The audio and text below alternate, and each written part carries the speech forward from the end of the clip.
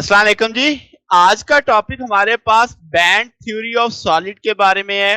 तो देखते हैं कि बैंड थ्योरी ऑफ सॉलिड को देखते हुए हम valence band, conduction band, forbidden energy gap कैसे डिफाइन कर पाएंगे। तो पहले तो इस थ्योरी को समझना होगा। तो डिटेल में देखते हैं कि बैंड थ्योरी ऑफ सॉलिड से क्या मुराद ली जाती है। इसको एक एग्जांपल, सिलिकॉन की एग्जांपल की मदद से डिटेल में समझते हैं। तो मेन हमारी हेडिंग होगी बैंड थ्योरी ऑफ सॉलिड। जब मैं कोई अकेला एटम देखता हूं तो उसके गिर्द इलेक्ट्रॉन ऑर्बिट कर रहे होते हैं। उन ऑर्बिट के पास डेफिनेट एनर्जी होती है, यानी कि अगर आपके पास एक सिंगल एटम हो, उसके गिर्द जो इलेक्ट्रॉन चल रहे होंगे अपने अपने ऑर्बिट में, तो हर ऑर्बिट की एक मखसूस एनर्जी होगी। मगर मगर होता क्या है कि आपके पास सॉलिड के अंदर ये एटम एक दूसरे के इतने क्लोज आ जाते हैं, इतने क्लोज आ जाते हैं कि जो आपके पास इलेक्ट्रॉन ऑर्बिट कर रहे होते हैं, खास तौर पे जो बैरूनी सतह पे होते हैं, वो दूसरे हमसाए वाले एटमों से मुतासर होना शुरू हो जाते हैं। मतलब यानी वो उस पर अट्रैक्शन या रिपल्शन की फोर्स लगना शुरू हो जाती है। यानी इतनी क्लोज पैक्ड, इतने क्लोज पैक्ड होने की वजह से तो आपके पास जो एनर्जी लेवल है वो डिस्टर्ब होना शुरू हो जाता है। क्यों? क्योंकि हमने पढ़ा हुआ है कि आपके पास इलेक्ट्रोस्टैटिक के अंदर जब कूलम फोर्स लगती है तो पोटेंशियल में चेंज आता है। तो आपके पास जनाबे वाला दो चार्जेस जब एक दूसरे के करीब लाए जाते हैं तो उनकी पोटेंशियल एनर्जी में बदलाव आता है। तो इसी कंसेप्ट से सोचो कि आपके पास जब ढेर सारे एटम करीब आ जाएंगे तो वो जो बैरूनी इलेक्ट्रॉन्स होंगे उनकी एनर्जी लेवल में फर्क आना शुरू हो जाएगा। अब इस चीज को जरा समझते हैं। लेट से मिसाल के तौर पे दो सिंगल या आइसोलेटेड एटम लेते हैं, आप उनको एक दूसरे के करीब लाओ तो उनके जो इलेक्ट्रॉन ऑर्बिट कर रहे होंगे वो आपस में इंटरेक्ट करेंगे या एक दूसरे से जैसे कोवलेंट बॉन्डिंग में शेयर हो जाते हैं। मगर हम अभी इस सेंस में नहीं जा रहे, हम कह रहे हैं कि जो आउटर मोस्ट इलेक्ट्रॉन है एक एटम के, वो हमसाए में पड़े हुए दूसरे एटम के न्यूक्लियस से अट्रैक्ट हो जाएंगे। जो हमसाए में पड़ा हुआ दूसरा एटम है उसके इलेक्ट्रॉनों से रिपेल हो जाएंगे। यानी इलेक्ट्रिक और रिपल्शन और अट्रैक्शन दोनों फोर्सेस वो फेस कर सकता है। न्यूक्लियस की वजह से अट्रैक्शन और इलेक्ट्रॉनों की वजह से रिपल्शन, जो हमसाए वाला एटम है।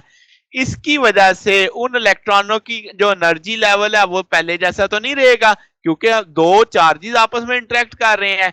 तो इसका मतलब वो जो एनर्जी लेवल है वो बढ़ भी सकता है, कम भी हो सकता है, जो असल में डेफिनेट एनर्जी लेवल था उससे।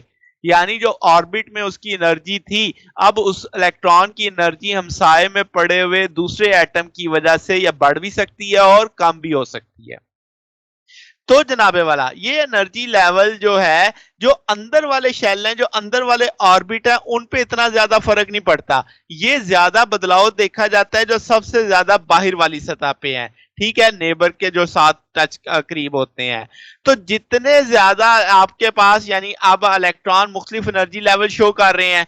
क्यों? क्योंकि आपके पास ये जो ग्रुपिंग है, या जो आपके पास ये एनर्जी लेवल का जो ग्रुप बनेगा उससे हम एनर्जी बैंड कहेंगे। मतलब क्या कि एक इलेक्ट्रॉन जो अपने एटम के गिर्द मूव कर रहा है वो एक जैसी एनर्जी नहीं रख सकता, वो उसकी एनर्जी बढ़ भी सकती है, एनर्जी कम भी हो सकती है उसी एटम के अंदर रहते रहते।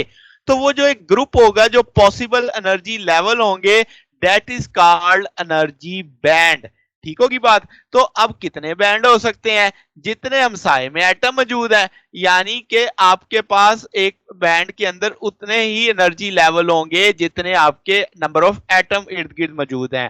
तो जितने ज्यादा एटम होंगे उन एनर्जी लेवल्स के बीच का गैप भी कम होता जाएगा। यानी आपकी एक तरह से कंटिन्यूस इफेक्ट आ सकता है, क्योंकि ढेर ही एटम होता है, 10⁻23 एटम्स आपके पास होते हैं पर सेंटीमीटर में, हम कह देते हैं। तो जनाब अब इसका मतलब ये हुआ कि ये एनर्जी लेवल तकरीबन कंसाइड कर जाते हैं, इतने करीब करीब आ जाते हैं। चलो एक मिसाल से समझते हैं। लेट्स से हम सिलिकॉन की मिसाल लेते हैं। सिलिकॉन के पास 14 इलेक्ट्रॉन होते हैं। इसका मतलब पहले ऑर्बिट में 2, दूसरे ऑर्बिट में 8 और तीसरे ऑर्बिट में फिर कितने आगे आपके पास 4 आ जाएंगे। अगर आप इसकी एसपीडीएफ कॉन्फ़िगरेशन देखें तो 1s2, 2s2, 2p6, 3s2, 3p2। अगर आप देखो तो ये पहला ऑर्बिट बन गया, ये दूसरा ऑर्बिट बन गया। इसका मतलब पहला ऑर्बिट भी मुकम्मल फिल है, दूसरा ऑर्बिट भी मुकम्मल फिल है। तीसरे ऑर्बिट में देखो आपके पास कितने इलेक्ट्रॉन है? 4। उनमें से 2 एस कैटेगरी में होंगे, 2 पी में होंगे। अब आप जानते हैं ये पॉली एक्सक्लूजन प्रिंसिपल आ जाता है असल में, कि भाई आपके पास एस में 2 होंगे, एक पेयर होगा, ऐसे कहना चाहिए। पी में 3 पेयर होंगे, एफ में आपके 5 पेयर होंगे, और आगे सो आप कह सॉरी डी एफ डी में आपके 5 पेयर होंगे, एफ में आपके 7 पेयर होंगे। मतलब यानी कि अब आपके पास 1s2 का मतलब इसमें 2 ही इलेक्ट्रॉन आपके एग्जिस्ट कर सकते हैं। इधर भी देखें 2s2 में 2 ही आ सकते हैं, यानी एक ही पेयर बनेगा इसमें हमेशा। पी में देखो 3 पेयर आए तो वो फुल हो गया आपका। इसी तरीके से जब आप तीसरा शेल देखो, तीसरा ऑर्बिट देखोगे, उसमें 4 हैं। उन 4 में से पहले 2 तो एस में आ जाएंगे, अगले 2 पी में आ जाएंगे। अब इसको भी अपना ऑर्बिट पूरा करने के लिए कितने फर्दर चाहिए? 3 पेयर आ सकते हैं ना पी में, एक पेयर मौजूद है, इसके अंदर 2 पेयर और चाहिए, यानी 4 इलेक्ट्रॉन इसे और चाहिए ताकि ये अपने आप को स्टेबल कर सके।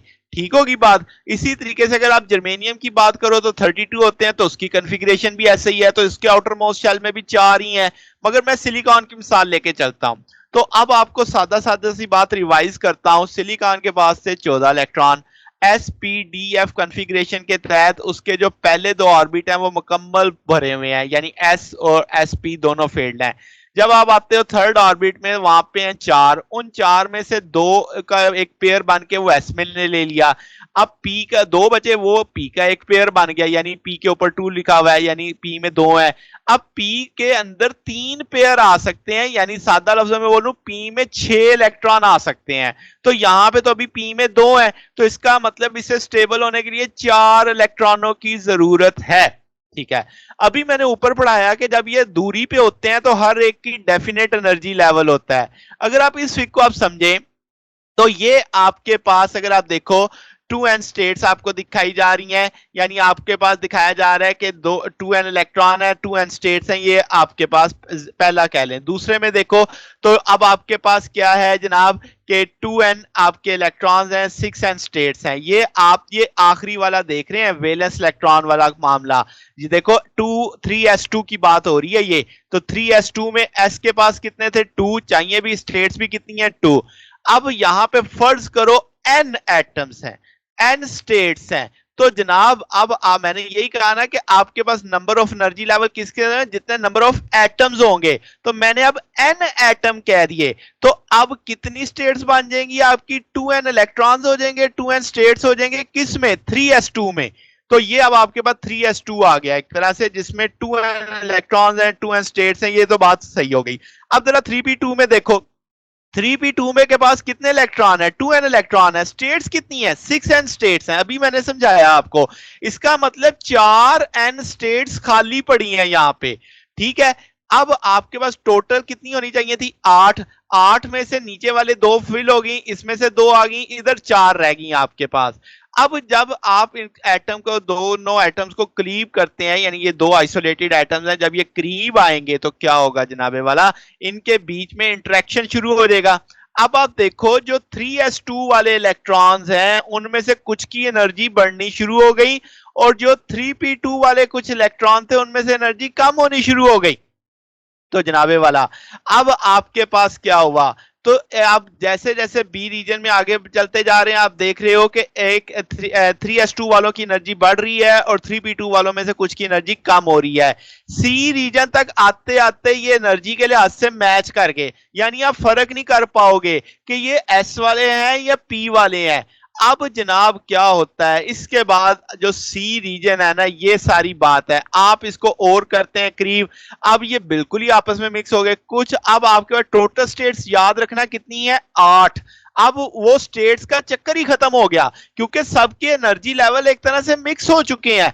अब टोटल 8 स्टेट में से 4 स्टेट्स नीचे चली गई, 4 स्टेट्स ऊपर चली गई। इन 4 स्टेट्स जो नीचे चली गई, इस ये 4 एन जो आपके पास थे वो फिल हो गए, यानी कि ये जो चारों इलेक्ट्रॉन थे, या कह लो 4n इलेक्ट्रॉन्स ने लोअर स्टेट्स ले ली, 4n स्टेट्स, और ऊपर वाली 4n स्टेट्स क्या हो गई जनाब? आपके पास इसमें 0 इलेक्ट्रॉन है, खाली है।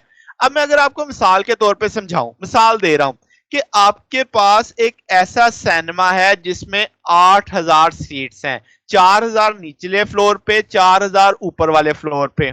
अब जो जितनी ऑडियंस आई वो आपने सारी की सारी नीचे वाले फ्लोर पे बिठा दी, जैसे यहां पे हो रहा है। यानी वो फोर एंड स्टेट्स थी, वो फोर एंड कवर कर गई। अब ऊपर वाली फोर एंड स्टेट्स तो खाली पड़ी है ना। अब ऊपर जाने के लिए, यानी जो निचले फ्लोर से ऊपर जाने के लिए एनर्जी का एक गैप आ गया है, यानी एक फर्क आ गया है, उस गैप को कवर करना है। अब यहां से आपको समझना है कि जो नीचे वाली फोर एंड स्टेट्स हैं, ये जो जिसमें फोर एंड इलेक्ट्रॉन मुकम्मल छाए हुए हैं, और ऊपर वाली जो फोर एंड स्टेट है जिसमें कोई भी इलेक्ट्रॉन मौजूद नहीं है, तो आपने इनको नाम दे देना है। ये वेलेंस बैंड है, ये आपका कंडक्शन बैंड है। इस वक्त कंडक्शन बैंड में कोई भी इलेक्ट्रॉन मौजूद नहीं है। तो अब मैं इस सारे को दो लाइनों में सादा सादा बात करता हूं। आप एटम्स को करीब लाए, दो एटम्स को करीब लाए, उनके सॉरी एन एटम्स को करीब लाए। एन एटम्स की अब आपके पास आउटर मोस्ट शेल के अकॉर्डिंग अगर आप देखो तो एन स्टेट्स बननी चाहिए थी। उनमें से फोर एन स्टेट्स आपके पास अवेलेबल थी, फोर एन स्टेट्स खाली थी। तो जब आप एटम्स को करीब करते गए तो क्या हुआ, उनकी एनर्जी जो इलेक्ट्रॉन्स की थी, कुछ की बढ़ी कुछ की कम हुई। एक पॉइंट ऐसा आया वो सब एक जैसी एनर्जी लेवल पे आ गए।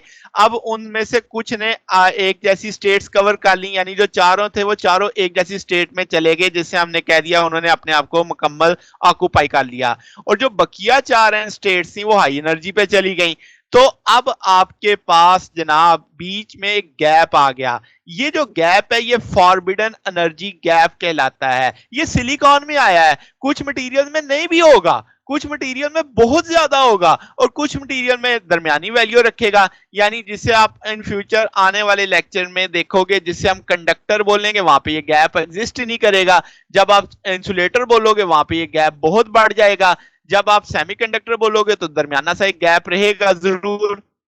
तो ये एक बेसिक बैंड थ्योरी का कंसेप्ट है। इसी को क्रोनी-पेनी मॉडल के तहत से समझाया गया है कि आपका 1s2 भी कवर है, 2s2 भी कवर है, 2p2 भी कवर है। ये जैसे आप देख सकते हैं कि ये फील्ड है, इसमें कोई मामलात नहीं है। और मामलात कहां पे हैं, 3s2 3p2, ये वाले आपके पास 3s2 3p2।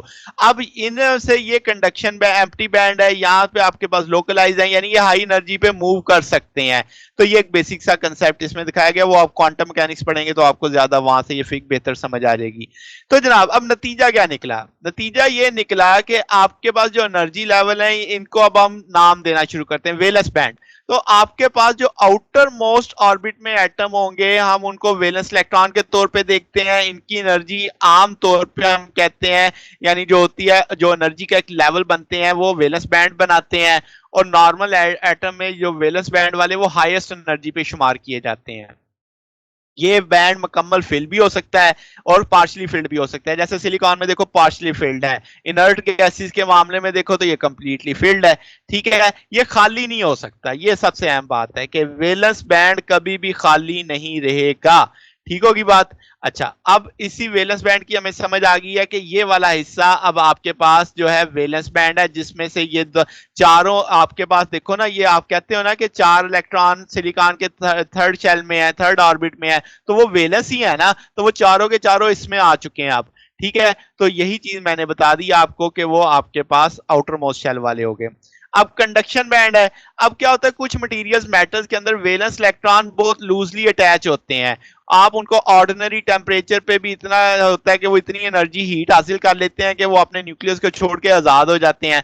अब आजाद होने का मतलब है उनके पास एनर्जी आई, उन्होंने वो एनर्जी न्यूक्लियस की गिरफ्त से आजाद होने में भी इस्तेमाल की।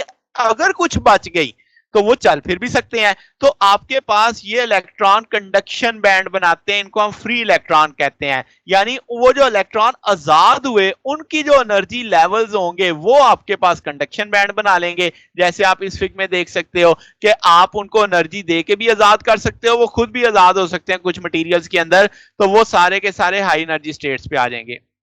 फिर क्या जनाब, तो अब आप कह सकते हो कि ये फ्री इलेक्ट्रॉन रिस्पॉन्सिबल होते हैं बेसिकली करंट के, इसी वजह से इनको कंडक्शन इलेक्ट्रॉन कहा जाता है। अब जो एनर्जी ये पोजेस करते हैं उसको हम कंडक्शन बैंड कहते हैं। इंसुलेटर में ये मुकम्मल खाली होते हैं क्योंकि कोई चीज कंडक्ट करने वाली होती नहीं है, और कंडक्शन बैंड पार्शली फिल्ड होता है कंडक्टर्स के लिए।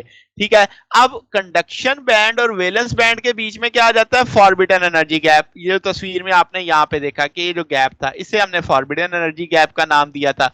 तो ये जो फॉरबिडन एनर्जी गैप है तो कंडक्शन वैलेंस बैंड के बीच में है, इसे हम ईजी से जाहिर करते हैं। यहां पे कोई भी इलेक्ट्रॉन ठहर नहीं सकता, यानी या वो वैलेंस बैंड पे होगा या वो कंडक्शन बैंड में होगा, इसके बीच इस एनर्जी लेवल में नहीं वो ठहर सकता। ये जो विड्थ है ये बुनियादी तौर पे क्या बताती है कि वैलेंस इलेक्ट्रॉन कितनी मजबूती से पकड़े हुए हैं न्यूक्लियस ने। जितना ज्यादा मजबूती से पकड़ा होगा उतना ये गैप बड़ा होता चला जाएगा। ठीक है, अब जैसे इंसुलेटर के अंदर ये बहुत ज्यादा मजबूती से होते हैं, फिर क्या जनाब, अब इसका मतलब इलेक्ट्रॉन्स को पुश करना है वैलेंस से कंडक्शन में, तो आपको एनर्जी प्रोवाइड करनी पड़ेगी ताकि आप वैलेंस बैंड को आजाद करवा के कंडक्शन तक ले जाया जा सके। तो ये उतनी एनर्जी कम से कम तो होनी चाहिए ना जितना फॉरबिडन एनर्जी गैप है। तो सेमीकंडक्टर के लिए ये 3 इलेक्ट्रॉन वोल्ट से कम है, जर्मेनियम में 0.72 इलेक्ट्रॉन वोल्ट है, सिलिकॉन के लिए 1.12 इलेक्ट्रॉन वोल्ट है। तो ये जनाब हमारे पास बेसिक कंसेप्ट था एनर्जी बैंड थ्योरी का। अब इस बैंड से हमें वैलेंस बैंड का पता लग चुका है, कंडक्शन बैंड का पता लग चुका है, फॉरबिडन एनर्जी गैप का पता चल चुका है।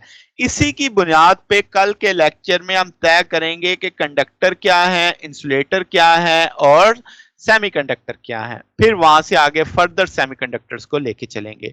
तो ये जनाब हमारे पास आज का टॉपिक था। अगर आपको इसमें कोई बात पूछनी हो, डाउट हो तो नीचे कमेंट्स में पूछ सकते हैं। वीडियो अच्छी लगी हो तो वीडियो को लाइक कीजिएगा, दोस्तों के साथ शेयर कीजिएगा, चैनल को भी सब्सक्राइब कर दीजिएगा। अब तक के लिए इतना ही, बकिया इंशाल्लाह फिर नेक्स्ट देखेंगे। ओके, अल्लाह हाफिज।